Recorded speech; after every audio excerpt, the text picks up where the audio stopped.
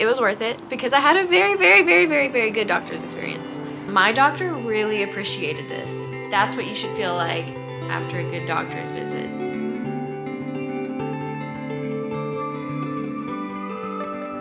Hey, it's Morgan.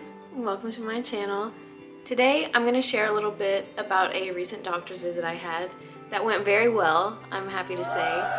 And I want to share some of the preparation I did for that appointment that made it successful, or to increase the chances of it being a successful doctor's appointment, because I think we've all probably had some unsuccessful doctor's appointments where you just didn't get your point across. Afterwards you're like, dang it, if only I would have said this or remembered this or whatever. So I want to share some of the stuff I did in preparation to make sure everything that I wanted to say got said, and that the doctor also understood it. There's a deer in my yard. Do y'all see it behind me? Anyways, I also want to share a little update on the current status of my health and I guess its effects on how often I will be posting. So we'll get to that. I've got somebody that's trying to get my attention. Hello, Yzma. Alright, so let's get on with the video. Alright, so I had a doctor's visit recently regarding the chronic pain issues I've been dealing with, which I made a video about. If you haven't seen it, I will link it down below. Go check it out if you are interested in more of my journey. But I went to see a specialist for the type of pain I was having, and I thought I was having pain that was related to endometriosis from the research I did and from the symptoms I've been having for the past 2 years, and as I look back for like probably most of my life. Yeah, so I thought I had endometriosis, so I wanted to go see a specialist for that because regular doctors are not necessarily as knowledgeable on it. Your normal gynecologist isn't necessarily super educated on it, and it can present in a lot of different ways. And when I met with just my normal gynecologist and I brought it up, she wasn't as, I don't know, receptive, or I don't know, I just didn't feel like I was getting anywhere. And I saw her twice. I didn't feel like I was getting where I wanted to go, I guess, with her. So I really wanted to see a specialist, and I finally did after months of waiting. But it was worth it because I had a very good doctor's experience. So I shared with her all of what I'd been dealing with, and she did a physical exam, and there was pain when she pushed in certain spots that should not cause pain, and she said those pain points were common with people with endometriosis, and she took me very seriously and she listened to me, and I'm having a surgery in July for that to be taken care of, so yay. I'm very excited about that. I'm going to have endometriosis excision surgery and a hysterectomy while they're in there to decrease chances of it growing back, but that's what she thinks it is. Endometriosis isn't really diagnosed, like officially diagnosed, until they go in and see it physically inside of you. It doesn't really show up well on scans. I had an ultrasound that didn't show anything, which is normal for endometriosis. So yeah, my normal gynecologist was okay with that, but the specialist knew that people with endometriosis often come back with clear ultrasounds, and that is more of a reason to investigate, not to stop investigating. I hope that after surgery things will be less painful and I can be more of a normal human. Right now, as I've said in previous videos, it's difficult for me to do more than just, I don't know, sustain myself. Even that is difficult because I struggle to eat, so that just kind of makes brain fog and all kinds of things go on. So I attribute a lot of the success that I had at this appointment to the preparation I did for it, even before I found the doctor. And so I want to share what I did leading up to this appointment that I think made it successful and go in the direction I wanted, instead of just more inconclusive mumbo jumbo. So let's get on with some of that. Alright, there are a couple things that you're going to want to keep in mind whether you're seeing a new doctor or an old doctor. First, doctors are not all-knowing wizards. They don't know everything. Their thoughts, ideas, and decisions are based on their own education and experiences. which varies a lot. Also important to keep in mind is that you only have a short amount of time to get your point across, so use it wisely. I made a sort of hand-drawn health resume thing that kind of had a timeline and things, and I feel like it really helped me convey my point across. And so I made a template of that. Hello. Well, you're stepping on me.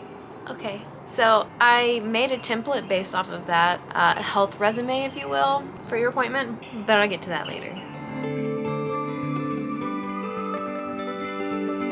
Alright, so in preparation for my visit, I did a few things that I'm going to share with you, and you might gather a few tips or ideas from what I did to maybe try out yourself and see if you have some success.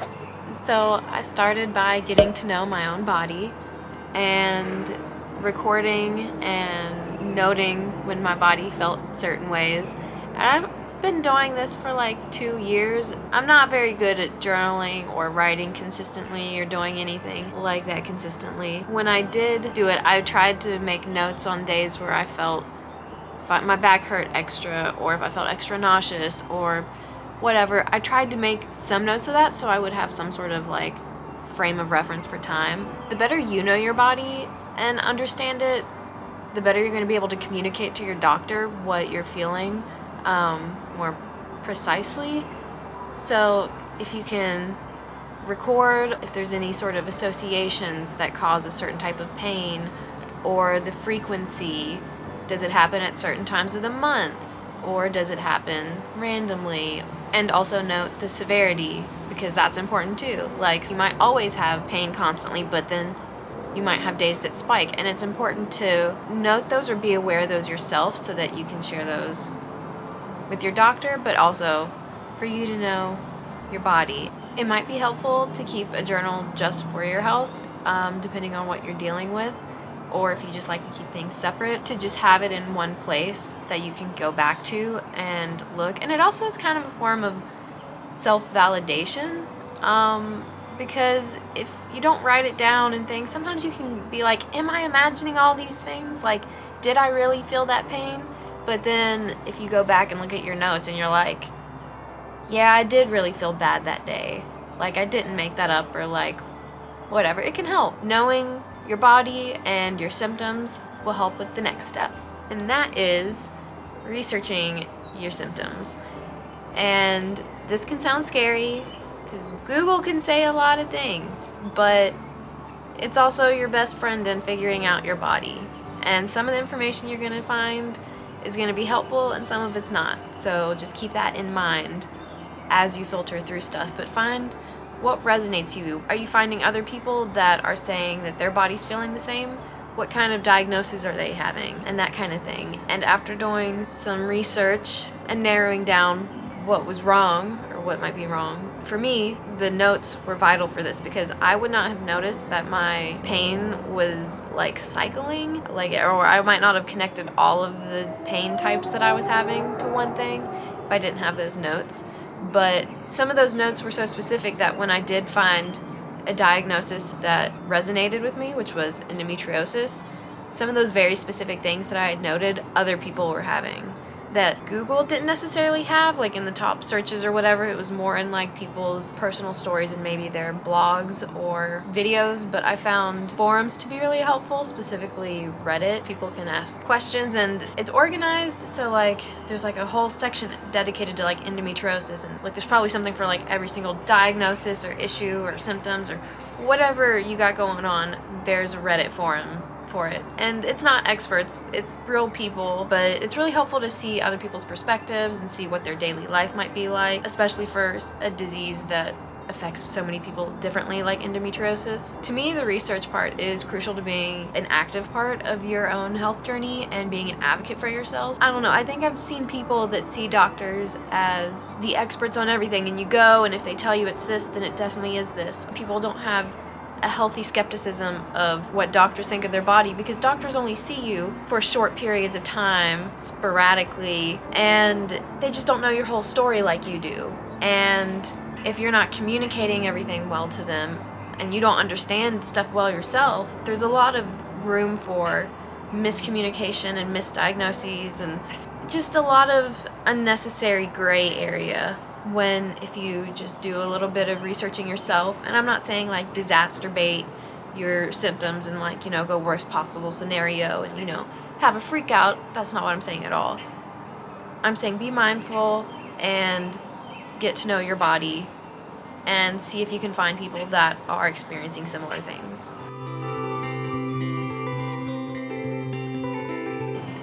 After recording and researching my symptoms and pains and narrowed stuff down, I looked for a doctor that treated those specific issues. And more than just like a normal gynecologist, I looked for somebody that treated endometriosis or things similar to that was more knowledgeable in that specific area, because not every gynecologist is going to be aware of that. People have different specialties that they do, and some people do more general practice, and it just varies based on doctor, really. And so I wanted to have the highest chance of success, so I wanted to look for an endometriosis specialist. I think that really helped me have success so soon, because I haven't been to that many doctor's visits.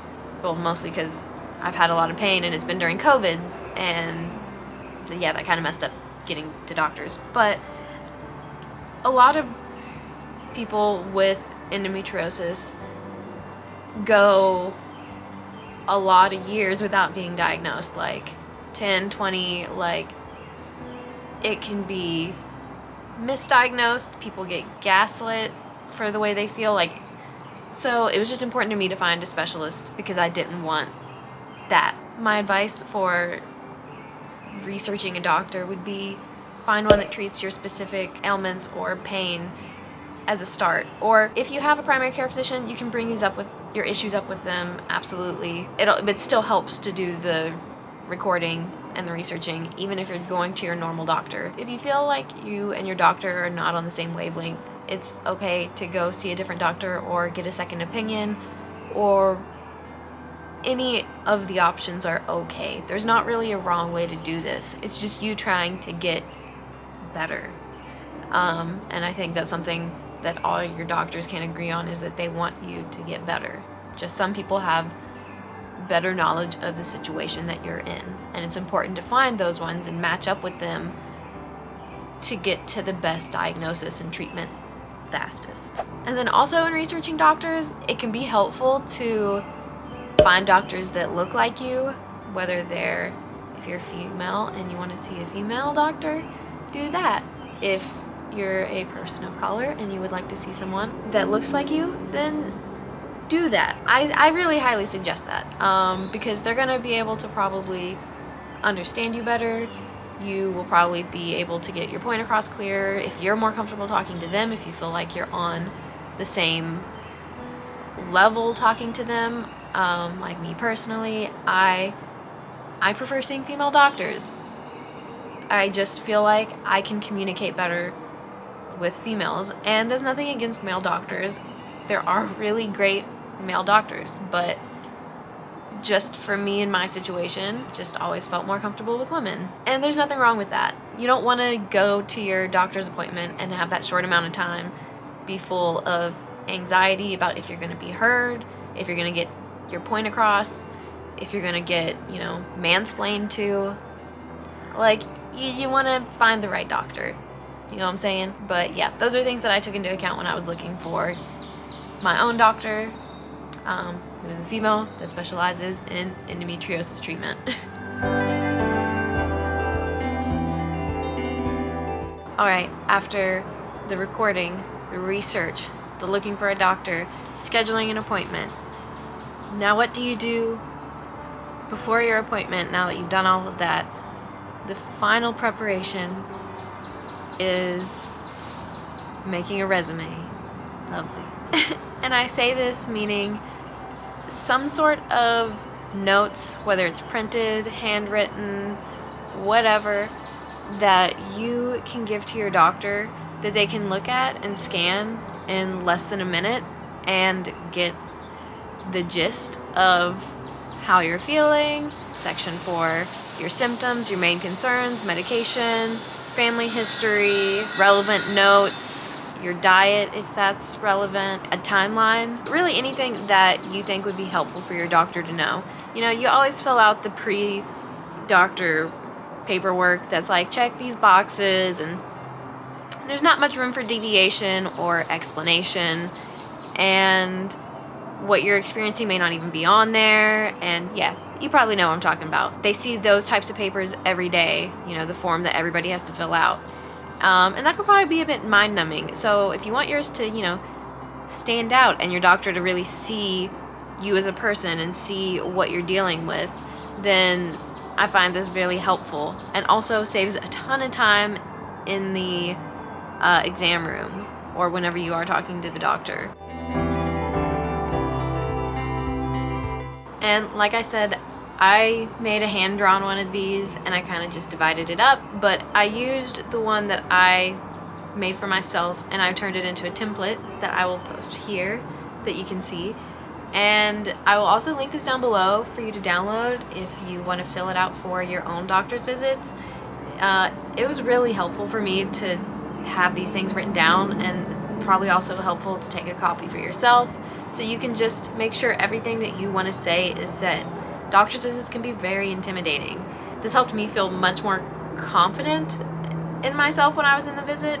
So anyways, there will be a link down below for you to download this health resume, I think that's what I'm going to call it, and it'll be blank for you to fill out, and I will also have a version that's sort of filled out as sort of an example of how you might use it. Or you can just look at this picture and write up a version for yourself, use it as inspiration. The whole purpose of this video is to help you be more successful in your doctor's visit. And once you have completed your health resume, you filled it out, you feel good about it, you feel like it tells your story, you get all your points across, you're ready for your visit. Alright, now you're at the doctor's office. What you need to do now is get that resume, and whenever your nurse technician comes and does the whole pre-exam thing, give your resume to her to put with your file for the doctor to look at before they come in your room, because they look at your file and, you know, they do a brief glance over things before they come in the room. My doctor really appreciated this. Like, she commented on it and it was really helpful for her. Give that to your technician first and make sure you have a copy, so that way when the doctor comes in the room, you don't forget what you need to talk about. It's all right in front of you, and she's also aware and she can be looking at it too. And then the most important thing that you need to do in your doctor's appointment is advocate for yourself. You are the main person in charge of your body, and you need to make sure that you're being heard and you're understood. You can ask for clarity, advocate for yourself in whatever way you possibly can, because you deserve treatment that will make you feel better. You don't deserve to feel like crap, and you want to make sure that you fight to feel the best you can in your body, and you want to leave that doctor's appointment feeling like you did everything you could and that you said everything that you needed to say. And I want you to leave that doctor's appointment feeling like you nailed it. That's what you should feel like after a good doctor's visit.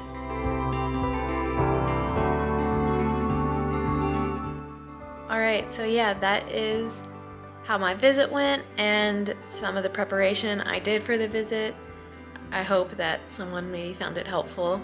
And I wanted to give a little update on my current health situation. Most of April, my body was not working well with me. My back was pretty bad, and just in general, I was having a pain flare-up, and so it made it difficult to make videos and edit, so I didn't have content really come out in April at all. But I have tons of ideas, and I hope that I can put out videos close to every week, but I'm gonna be realistic with you and with myself that may not be possible for a while, but I will do my best. But just note that there always will be content coming, and I've got lots of ideas, and I'd love any ideas that you guys have down below. If there's any part of my journey that you specifically want to know more about, let me know, and I might make a video about it. That is it for this video. If you liked this video and you want to know more about my journey with chronic pain and some of the lessons I've learned, I will link on this screen the playlist I have, Life with Chronic Pain, that you can go check out after this. Thank you so much for watching. I hope you enjoyed the video. If you did, be sure to give it a thumbs up. It really helps other people find this video. And until next time, guys, thank you so much for watching. Bye!